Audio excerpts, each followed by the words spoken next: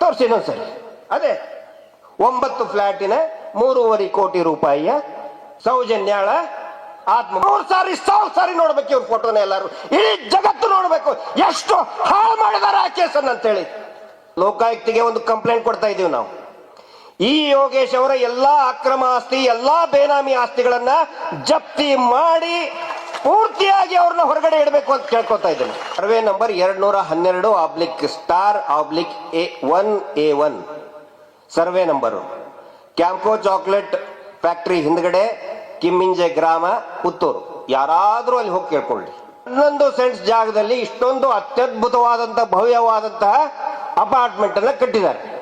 PSI Yogish ಅವರಿಗೆ ಆ ದುಡ್ಡು ಎಲ್ಲಿಂದ ಬಂತು? ಬೆಳ್ತಂಗಡಿ ಪೊಲೀಸ್ನಲ್ಲಿ ಠಾಣೆಯಲ್ಲಿ ಅಧಿಕಾರಿಯಾದಂತಹ, ಆಗಿನ ಸಂದರ್ಭದಲ್ಲಿ ಅಧಿಕಾರಿಯಾಗಿದ್ದಂತಹ ಒಬ್ಬ ಪ್ರಮುಖ ವ್ಯಕ್ತಿಯ ಬಗ್ಗೆ ಇವತ್ತು ನಾನು ಪ್ರಸ್ತಾಪ ಮಾಡ್ತಾ ಇದ್ದೀನಿ. ನಮಗೆ ಒಂದು ದೊಡ್ಡ ಬಿಲ್ಡಿಂಗು ತೋರಿಸಿದ್ರು ಪುತ್ತೂರಲ್ಲಿ, ಕ್ಯಾಂಪ್ಕೋ ಚಾಕ್ಲೇಟ್ ಫ್ಯಾಕ್ಟರಿ ಹಿಂಗಡೆ. ಕ್ಯಾಂಪ್ಕೋ ಚಾಕ್ಲೇಟ್ ಫ್ಯಾಕ್ಟರಿ ಅಂದ್ರೆ ಇಡೀ ಭಾರತದಲ್ಲಿ, ಏಷ್ಯಾದಲ್ಲಿ ಅತಿ ದೊಡ್ಡದಾದಂತಹ ಚಾಕ್ಲೇಟ್ ತಯಾರಿಕಾ ಘಟಕದು.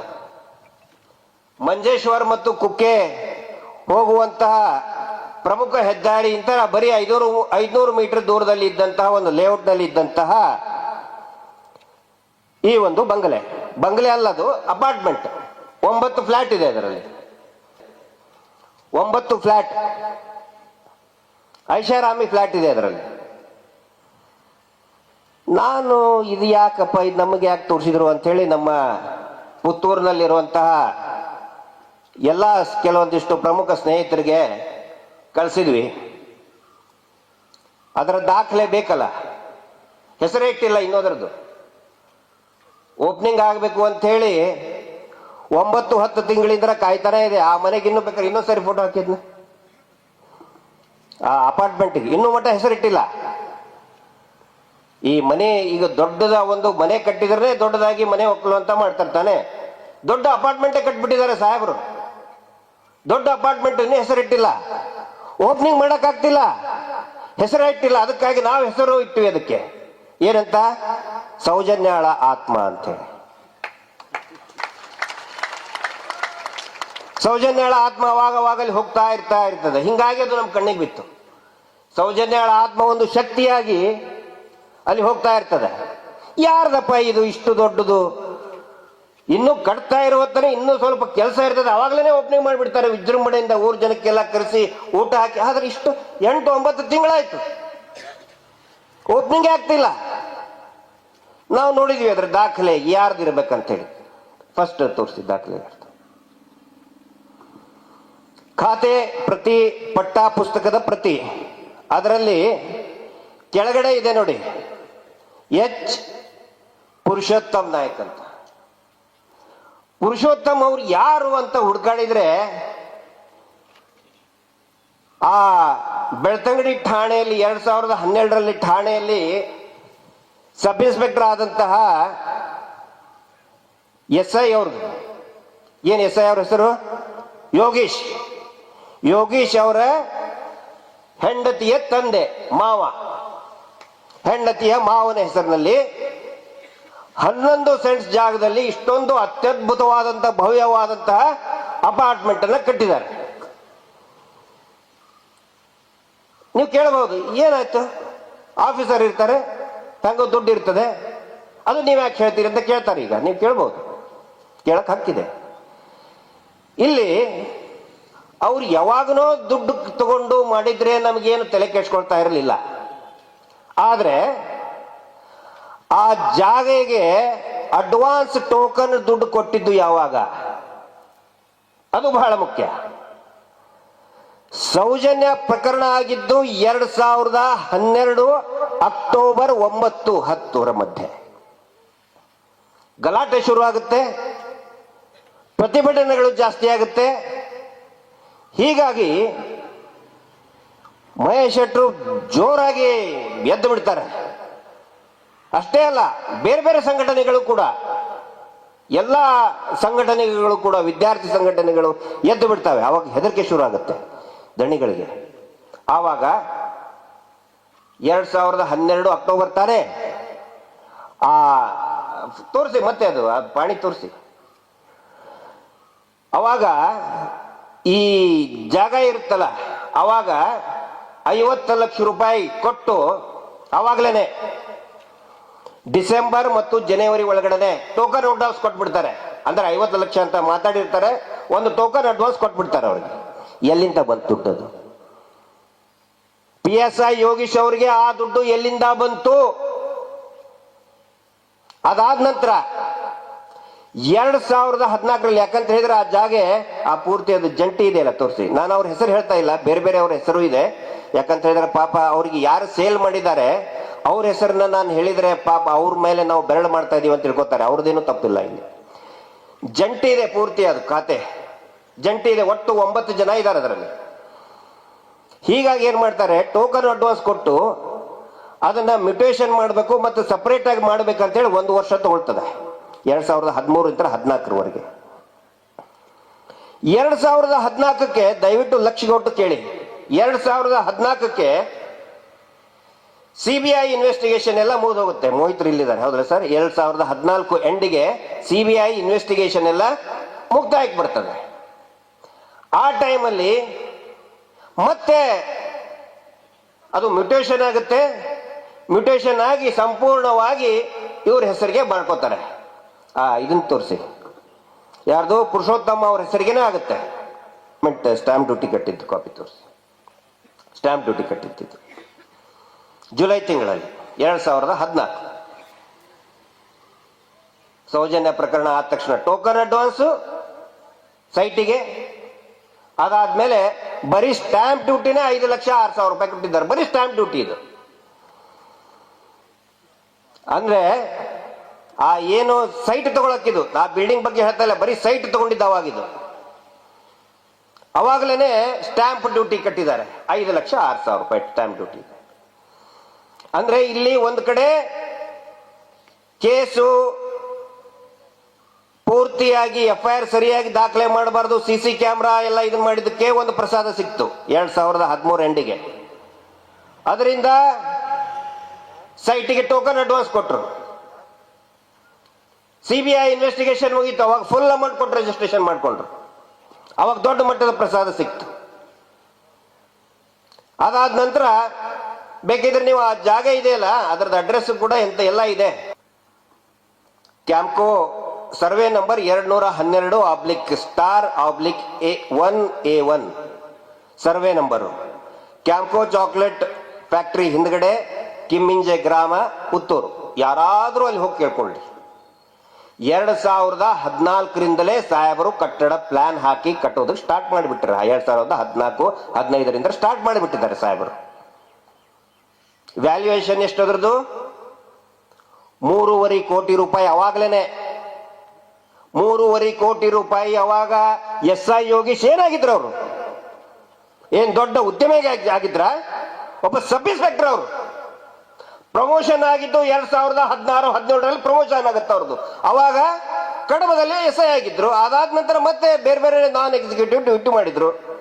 ನಾನು ಪ್ರಶ್ನೆ ಕೇಳ್ತಾ ಇದ್ದೀನಿ, ಒಂದು ದೊಡ್ಡ ಅಪಾರ್ಟ್ಮೆಂಟ್ ಕಟ್ಟಬೇಕಾದ್ರೆ ಕಣ್ಣು ಮುಚ್ಕೊಂಡು ಕಟ್ಟಲ್ಲ, ಮುಂಚೆನೆ ಪ್ಲಾನಿಂಗ್ ಮಾಡ್ತಾರೆ ಇಂಜಿನಿಯರ್, ಆರ್ಕಿಟೆಕ್ಟ್. ಎಷ್ಟು ರೂಮ್ಗಳು ಬರ್ತದೆ, ಎಷ್ಟು ಫೌಂಡೇಶನ್ ಹಾಕಬೇಕು, ಯಾವ ಬಿಲ್ಡಿಂಗು ಅಂತ ಹೇಳಿ ಕಟ್ಟಡ ಪ್ರಾರಂಭ ಆಗೋಕ್ಕಿಂತ ಮುಂಚೆನೆ ಒಂದು ಪ್ಲಾನ್ ಅಪ್ರೂವಲ್ ಅಂತ ಇರ್ತದೆ. 2014ರಲ್ಲಿ 3.5 ಕೋಟಿ ರೂಪಾಯಿ ಬಿಲ್ಡಿಂಗ್ ಕಟ್ಟುವಂತಹ ಪ್ಲಾನ್ ಅಪ್ಪ ಹೆಂಗಪ್ಪ ಮಾಡಿದ್ರಿ ನೀವು? ಇನ್ನೊಂದು ಪ್ರಶ್ನೆ ನೀವು ಕೇಳಬಹುದು, ಹೆಸರು ಪುರುಷೋತ್ತಮ ಅವ್ರ ಹೆಸರು ಇದೆಯಲ್ಲ, ಅವ್ರ ಮಾವ, ಅವ್ರ ಹತ್ರ ದುಡ್ಡು ಇರಬಹುದು. ನಾವು ಅದನ್ನು ಕೂಡ ವಿಶ್ಲೇಷಣೆ ಮಾಡಿದ್ವಿ. ಅವ್ರ ಮಾವ್ರಿಗೆ ನಾವು ಬೈತಾ ಇಲ್ಲ, ನಾವು ಬೇರೆ ಇವ್ರನ್ನ ಯೋಗೀಶ್ ಅವ್ರನ್ನ ಬಿಟ್ಟು ನಾವು ಯಾರಿಗೂ ಟೀಕೆ ಮಾಡ್ತಾ ಇಲ್ಲ. ಯೋಗೀಶ್ ಅವ್ರಿಗೂ ನಾವು ಪ್ರಶ್ನೆ ಮಾಡ್ತಾ ಇದ್ದೀನಿ ನಾನು. ಪುರುಷೋತ್ತಮ ಅವರು, ಅವರಿಗೆ 3 ಜನ, ಅಂದ್ರೆ ಇವರು ಯೋಗೀಶ್ ಅವರ ಮಿಸಸ್ ಏನಿದ್ದಾರೆ, ಅವ್ರ ಜೊತೆಗೆ ಇನ್ನೂ 2 ಅಣ್ತಂಬ್ರಿದ್ದಾರೆ. ಅವರು ಅವಾಗೇನು ದುಡಿತಾ ಇರಲಿಲ್ಲ 2013ರಲ್ಲಿ. ಈಗ 2 ವರ್ಷದಿಂದ ಒಬ್ರು ಬೆಂಗಳೂರಿನಲ್ಲಿ ಕೆಲಸ ಮಾಡ್ತಾರೆ, ಇನ್ನೊಬ್ರು ಇಲ್ಲ ಆರ್ಕಿಟೆಕ್ಟ್ ಆಗಿ ಕೆಲಸ ಮಾಡ್ತಾ ಇದ್ದಾರೆ. ನಾನು ಕೇಳಿದ್ರು 2014ರಲ್ಲಿ ಎಷ್ಟೊಂದು ಹೆಂಗಪ್ಪ ದುಡ್ಡು ಬಂತು ನಿಮಗೆ?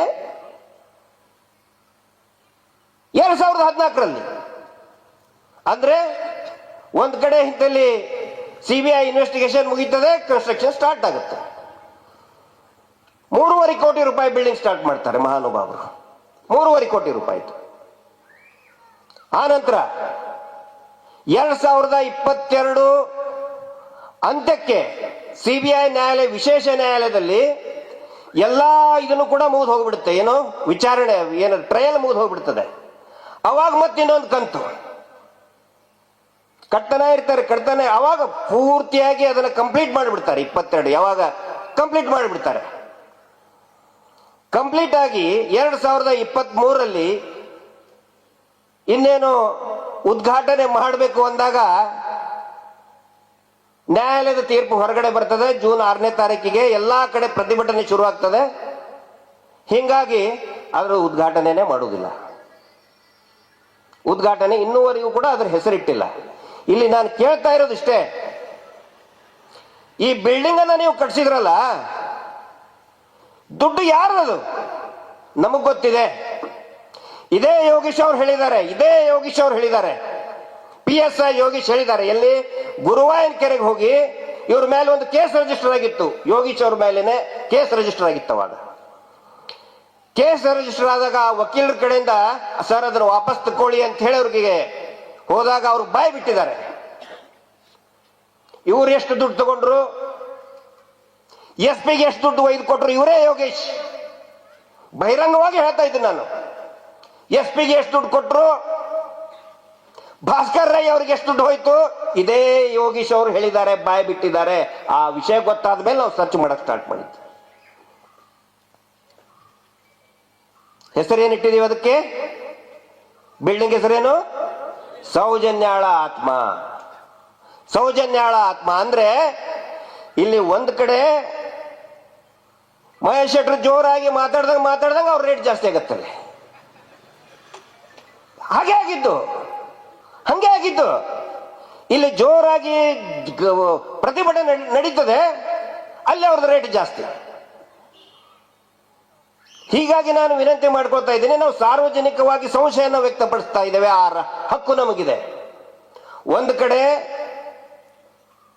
ಸೌಜನ್ಯಾಳ ತಾಯಿ ವಿನಾಕಾರಣ ಆರೋಪವನ್ನು ಎದುರಿಸ್ತಾ ಇದ್ದಾರೆ, ಮನೆ ಕಟ್ಟಿದ್ರು ಅಂತ ಹೇಳಿ. ಅದ್ರ ಬಗ್ಗೆ ಯಾಕಪ್ಪ ಮಾತಾಡ್ತಾ ಇಲ್ಲ ನೀವು? ಯಾರು ಯಾಕೆ ಮಾತಾಡ್ತಾ ಇಲ್ಲ? 3.5 ಕೋಟಿ ರೂಪಾಯಿ ಎಲ್ಲಿಂದ ಬಂತು ಒಬ್ಬ SI ಅವ್ರಿಗೆ? ಆ ಥರ ಮನಿ ಯಾರು ಪೊಲೀಸ್ ಇಲಾಖೆಯಲ್ಲಿ ರಿಟೈರ್ಮೆಂಟ್ ಆಗೋ ಸಂದರ್ಭದಲ್ಲಿ ಅಥವಾ ರಿಟೈರ್ಮೆಂಟ್ ಆದ್ಮೇಲೆ ಕಟ್ಟಿಸ್ತಾರೆ. ಹೀಗಾಗಿ ನಾನು ಲೋಕಾಯುಕ್ತವ್ರಿಗೆ ವಿನಂತಿ ಮಾಡ್ಕೊತಾ ಇದ್ದೀನಿ.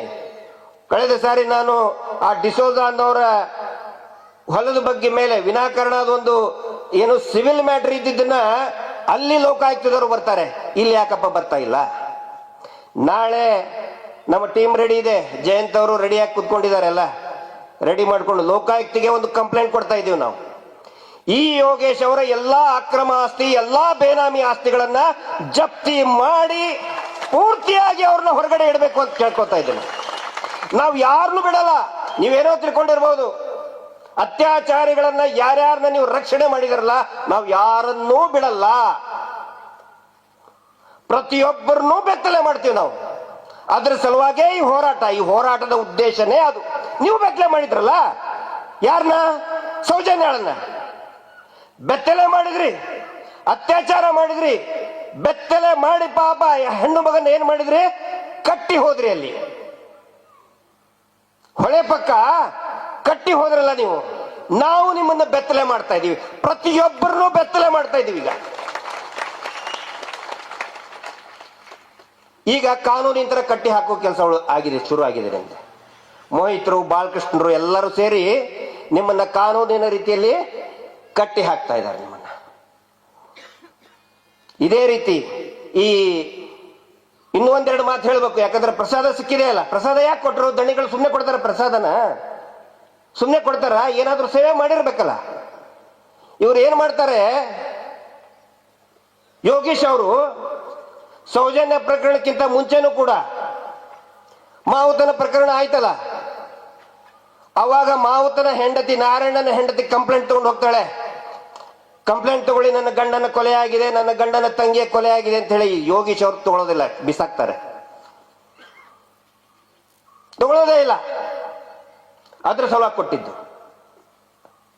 ಅದಾದ ನಂತರ ಬೆರಳಚ್ಚು ಫಿಂಗರ್ ಪ್ರಿಂಟ್ ಅವ್ರು ಬರ್ತಾರೆ. ಕಲ್ಲು ಜಜ್ಜಿದ ಕಲ್ಲಿದು ಫಿಂಗರ್ ಪ್ರಿಂಟ್ ಬೇಕಲ್ಲ, ಅದನ್ನು ಕೂಡ ಯೋಗೀಶ್ ಅವ್ರು ಕನ್ಸಿಡರ್ ಮಾಡೋದಿಲ್ಲ, ವಾಪಸ್ ಕಳಿಸ್ತಾರೆ.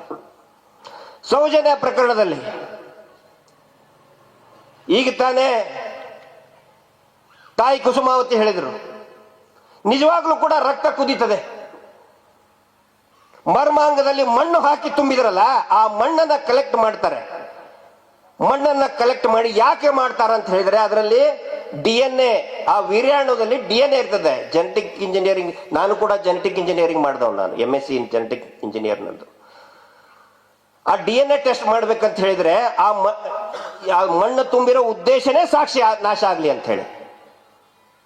ಮಣ್ಣು ಯಾಕೆ ತುಂಬ್ತಾರಂತ ಹೇಳಿದ್ರೆ, ಹಾಗೆ ಬಿಟ್ಬಿಟ್ರೆ ಅದರದ್ದು ವೀರ್ಯಾಣು ಕಲೆಕ್ಟ್ ಮಾಡಿ DNA ಪ್ರೊಫೈಲ್ ಮಾಡಿ ಕಂಪೇರ್ ಮಾಡಿದ್ರೆ ಸಿಕ್ಕಾಕೊಂಡ್ಬಿಡ್ತಾರೆ. ಹಿಂಗಾಗಿ ಏನ್ ಮಾಡ್ತಾರೆ, ಅದು ಸಾಕ್ಷಿ ನಾಶ ಆಗಬೇಕು ಅಂತ ಹೇಳಿನೇ ಅತ್ಯಂತ ಚಾಣಾಕ್ಷತದಿಂದ, ಕುತಂತ್ರದಿಂದ 6 ಇಂಚು ಮಣ್ಣನ್ನು ತುಂಬುತ್ತಾರೆ.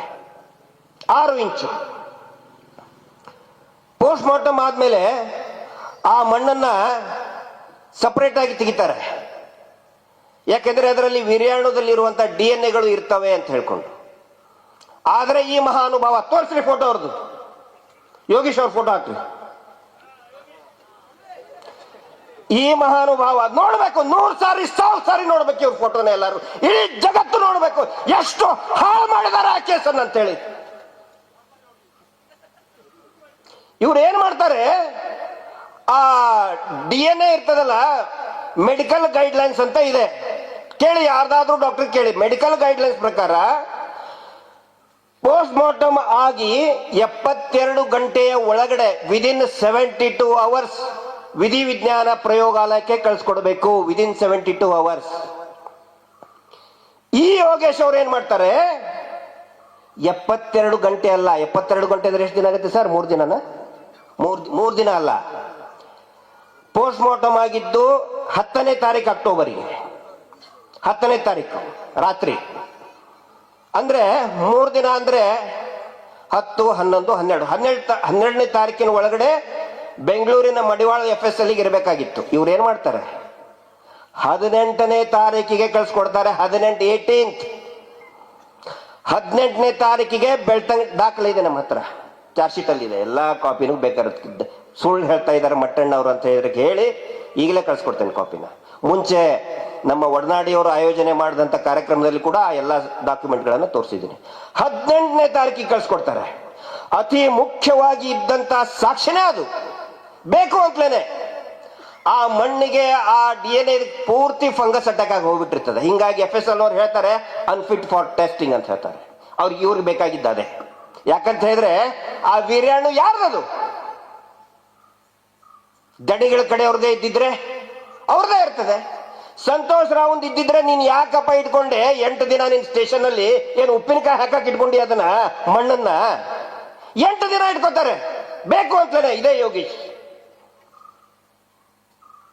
CC ಕ್ಯಾಮ್ರಾ ಇವತ್ತು ಕೂಡ ಒಬ್ಬರ ಜೊತೆಗೆ ಮಾತಾಡಿದೆ ನಾನು, ಅಲ್ಲಿ ಕೆಲಸ ಮಾಡಿದಂಥವ್ರ ಜೊತೆಗೆ, ಕಂಪ್ಯೂಟರ್ ಸಂಬಂಧಪಟ್ಟಂತ ಬೇರೆ ಬೇರೆ ಕೆಲಸ ಮಾಡಿದಂಥವ್ರು. ಅವರು ಹೇಳ್ತಾರೆ CC ಕ್ಯಾಮ್ರಾ ಇತ್ತು ಸರ್ ಅಂತ ಹೇಳಿ, ಆ ಬಸ್ ಸ್ಟ್ಯಾಂಡ್ ಅಲ್ಲಿ CC ಕ್ಯಾಮ್ರಾ ಇತ್ತು ಅಂತೇಳಿ. ಇದೇ ಯೋಗೀಶ್ ಅವರು, ಇದೇ PSI ಯೋಗೀಶ್ ಅವರು CC ಕ್ಯಾಮ್ರಾ ತಗೊಳ್ಳೋದನೇ ಇಲ್ಲ. ಸಂತೋಷ್ ರಾವ್ನೇ ಇದ್ರೆ ಮುಂದೆ ಬಂದು ಕೊಡ್ತಿದ್ರು ಅವ್ರು, ತಗೊಳ್ರಿ ಇಲ್ಲಿ ಸಂತೋಷ್ ರಾವ್ ಒಂದು ಇದಾಯ CC ಕ್ಯಾಮ್ರಾದಲ್ಲಿ ಇದಾರೆ ಅಂತೇಳಿ. ಯಾಕಪ್ಪ ನೀವು CC ಕ್ಯಾಮ್ರಾ ಕೊಡ್ಲಿಲ್ಲ? ತಗೊಳ್ಳೋದೇನೇ ಇಲ್ಲ, ಬರೀ ತಗೊಳ್ಳೋದು ದೂರ ಉಳಿತು. CC ಕ್ಯಾಮ್ರಾ ಇದ್ದಂತ ಬಸ್ ಸ್ಟ್ಯಾಂಡ್ ಅನ್ನೇ ಡೆಮಾಲಿಷ್ ಮಾಡೋದು ಬಿಡ್ತಾರೆ. ಕೆಲವೊಬ್ರು ಕೇಳಿದ್ರು, ಸರ್ ಯಾಕೆ ಡೆಮಾಲಿಷನ್ ಮಾಡ್ತಾರಂತೇಳಿ. ಅದಕ್ಕೊಂದು ಕಾರಣ ಇದೆ.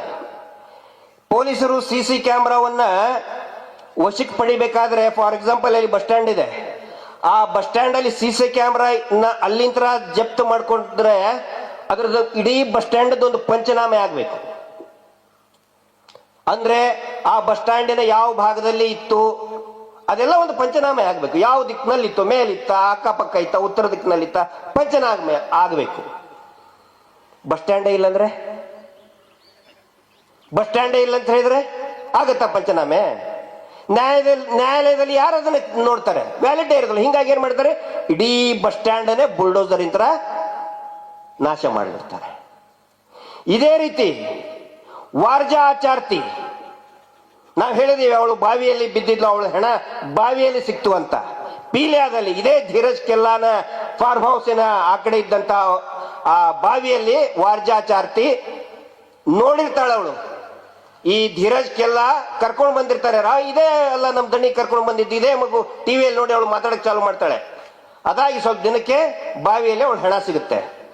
ಅವಾಗ ಏನ್ ಮಾಡ್ತಾರೆ, ಮುಂದೆ ಯಾರಾದ್ರೂ ಸಾಕ್ಷಿ ಹೇಳಿದ್ರೆ ಪಂಚನಾಮೆ ಮಾಡ್ಬೇಕಲ್ಲ, ಬಾವಿದು ಮಾಡ್ಬೇಕು. ಇದೇ ಬಾವಿ ಉತ್ತರದಲ್ಲಿ ಇದೆ, ದಕ್ಷಿಣದಲ್ಲಿ ಇವ್ರ ಮನೆ ಐತೆ, ಪೂರ್ವದಲ್ಲಿ ಇವ್ರ ಮನೆ ಇದೆ, ಪಂಚನಾಮೆ ಮಾಡ್ಬೇಕಲ್ಲ. ಅದಕ್ಕೇನ್ ಮಾಡ್ತಾರೆ, ಬಾವಿನೇ ಮುಚ್ಚಾಕ್ಬಿಡ್ತಾರೆ ಪೂರ್ತಿ. ಬಾವಿ ಇಲ್ಲ ಇವತ್ತು, ಹೋಗಿ ನೋಡ್ಕೊಂಡ್ ಬನ್ನಿ. ಬಾವಿನೇ ಇಲ್ಲ, ಫೋಟೋ ಇದೆ ನನ್ನ ಹತ್ರ, ಮುಚ್ಚಿ ಹಾಕಿದ್ದು ಫೋಟೋ ಇದೆ ನನ್ನ ಹತ್ರ. ಸುಳ್ಳು ಮಾಹಿತಿ ಇಲ್ಲದೆ ನಾವು ಯಾವುದು ಮಾತಾಡ್ತಾ ಇಲ್ಲ ಇಲ್ಲಿ. ಯಾವ ರೀತಿ ಪ್ರಕರಣವನ್ನ ಎಷ್ಟು ಜಾಗರೂಕತೆಯಿಂದ ಸಾಕ್ಷಿಗಳನ್ನು ಮುಚ್ಚಿ ಹಾಕಿದ್ರು ಅದನ್ನ ನಾನು ಹೇಳ್ತಾ ಇದ್ದೇನೆ. ಅದರ ಸಲುವಾಗಿ ಅದೆಲ್ಲದರ ಒಂದು ಪ್ರಸಾದವಾಗಿ ಏನಾಯ್ತು, ತೋರ್ಸಪ್ಪ ಇನ್ನೊಂದ್ಸರಿ, ತೋರ್ಸಿ ಇನ್ನೊಂದ್ಸರಿ. ಅದೇ 9 ಫ್ಲಾಟಿನ 3.5 ಕೋಟಿ ರೂಪಾಯಿಯ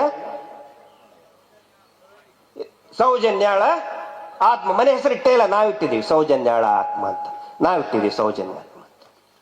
ನೋಡ್ಲಿ ಜನ ಎಲ್ಲರೂ ಕೂಡ ನೋಡಿ, ಬೆತ್ತಲೆ ಆಗಿದೆ. ನಾನು ಕೇಳ್ಕೊಳ್ತಾ ಇಷ್ಟೇ, ಲೋಕಾಯುಕ್ತದವರು ನಾವು ಹಾಕ್ತಾ ಇದೀವಿ, ನಾಳೆ ರೆಡಿ ಇದ್ದಾರೆ ನೋಡಿ.